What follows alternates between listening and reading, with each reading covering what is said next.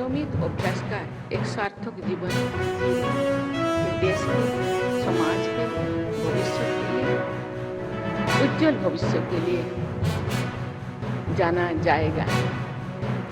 कर्मयोग द्वारा इस देश का हर नागरिक भारत के स्वतंत्र और समग्र विकास में अपना योगदान दे सकता है। इससे भारत न केवल आर्थिक रूप से प्रगति करेगा, बल्कि हम एक ऐसे समाज का निर्माण कर सकेंगे जो विश्व के लिए मूल्यों आधारित जीवन का आदर्श होगा। ब्रह्मा कुमारीज मुझे जितना पता है 1937 से शुरू किया गया।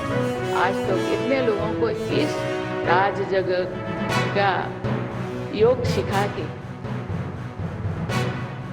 मूल्यों आधारित जीवन का शिक्षा देते हैं। मुझे लगता है आज का प्रोग्राम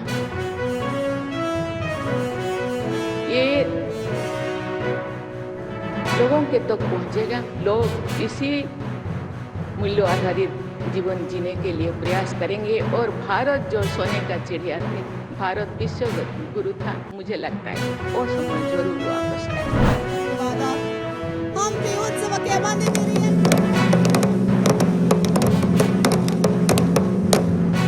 ಅಪಾರವಾಗಿರ್ತಕ್ಕಂಥ ಈ ಒಂದು ಸದ್ದಿನ ಮೂಲಕ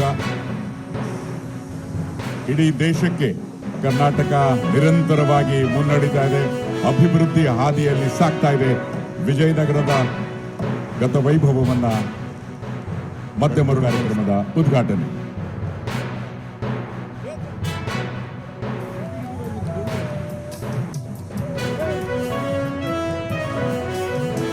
ಇದು ಬೆಳಕು ಹಂಪಿಯ ಉತ್ಸವಕ್ಕಾಗಿ ನಿಮ್ಮ ಮುಂದೆ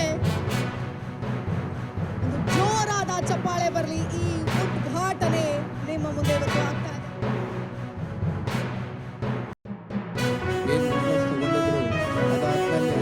ನಾವು ಇವತ್ತು ನೋಡ್ತಾ ಇದ್ದೀವಿ ಅಂದ್ರಿಗಿನ ನಮ್ಮ ಮುಖ್ಯಮಂತ್ರಿಗಳು ಈ 3 ವರ್ಷದಲ್ಲಿ ನಮ್ಮ ಜಮೀರ್ ಅಹಮದ್ ಸಾಹೇಬರು ಏನು ಕೇಳ್ತಾ ಇದ್ದಾರ, ಏನು ಬಜೆಟ್ ಕೇಳ್ತಾ ಇದ್ದಾರ, ಅದಕ್ಕೆ ಯಾವುದಕ್ಕೂ ಕಡಿಮೆ ಆಗ್ದಂಗೆ ಮತ್ತು ಜಮೀರ್ ಅಹಮದ್ ಸಾಹೇಬರು ಕೂಡ ಎಂ ಪಿ ವಿಕಾಸ್ ಸಾಹೇಬರು ಏನು ಇಂಟ್ರೆಸ್ಟ್ ತೊಗೊಂಡು ಮಾಡ್ತಾಯಿದ್ರು ಅದಕ್ಕಿಂತ ಸ್ವಲ್ಪ ಒಂದು ಹೆಜ್ಜೆ ಮುಂದೆ ಇಟ್ಕೊಂಡು ಅವರೆಲ್ಲ ಮಾಡ್ತಾ ಇದ್ದಾರೆ.